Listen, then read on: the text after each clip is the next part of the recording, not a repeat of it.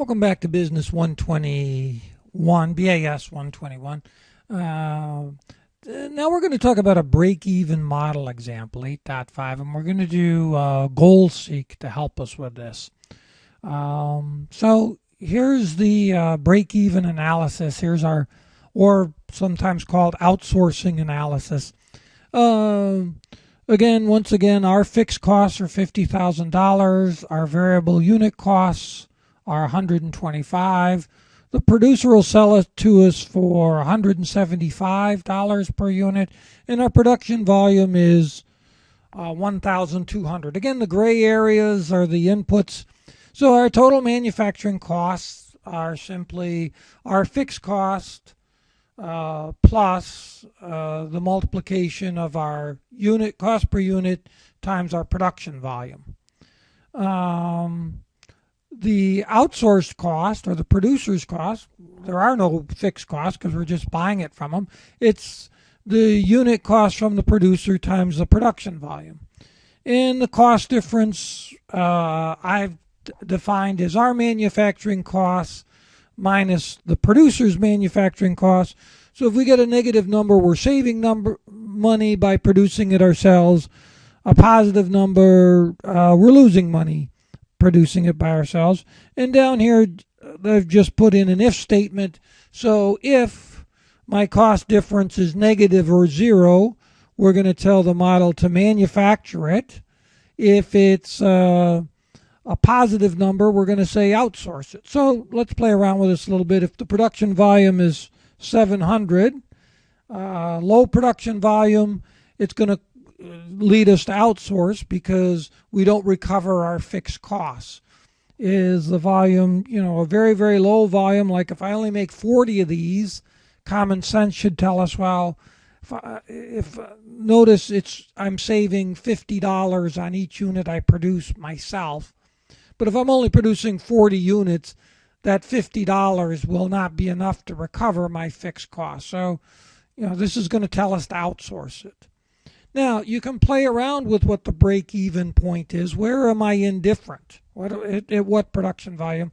Or you can do what's called a goal seek. We've looked at all the what-if analysis here. What I do is I say, let's go to this cell. Let's go to data.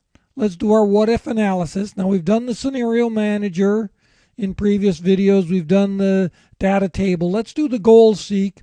So the goal seek says set what cell? Well, we want to set this cost difference to a value of what? Well, we want to be indifferent or break even. So we're going to say set that value to 0 by changing what? Well, we want to change our production volume. So what we've asked Excel to do is we said, Excel, go force that production volume to whatever a value it needs to be to force this cost difference cell to be equal to 0. So that's what we've done. Set cell B18, or our cost difference, equal to 0 by adjusting our production volume. And there it solves it for us. So at 1,000 units, we're break even and indifferent. So that's example 8.15, break even analysis using goal seek. Let's talk a little bit about our profit model. Example 8.16. Here's where we're going to use the analysis solver platform. The book calls it the risk solver platform. The only difference is Frontline has updated their software package, and the analysis solver platform, which you have access to, includes the risk solver platform. So that's a little bit of the confusion. Notice I've got it added in here. If you don't have it added in, you can go to the Getting Started section. Scroll down to the bottom. It explains how to load in this software package with the course code and the course password, which you'll need to get in. Having said that, this is our profit model again. Again, the gray is different scenarios. And the unit price, units sold, revenue. We've gone through this in previous videos. Let's say we want to do some sensitivity, though.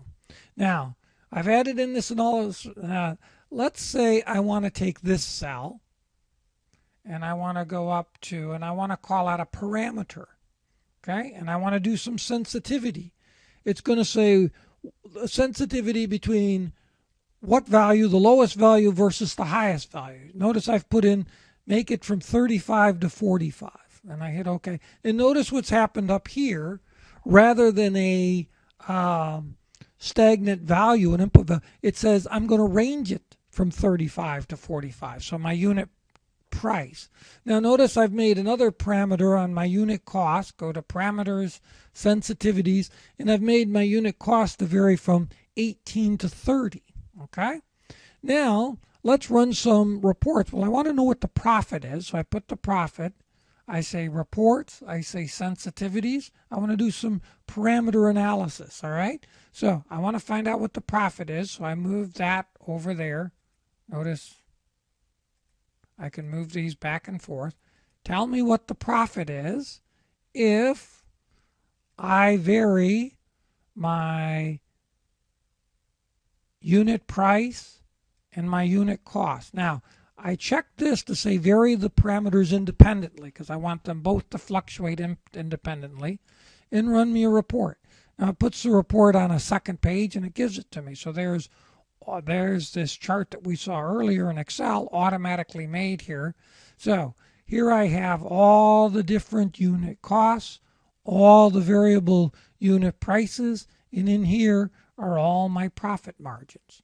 So you could do some fun things in here. You could make all these negative cells. You could do some creative formatting within Excel to, you could go up here, and in Excel you could do some conditional formatting. I could highlight the cells that are greater than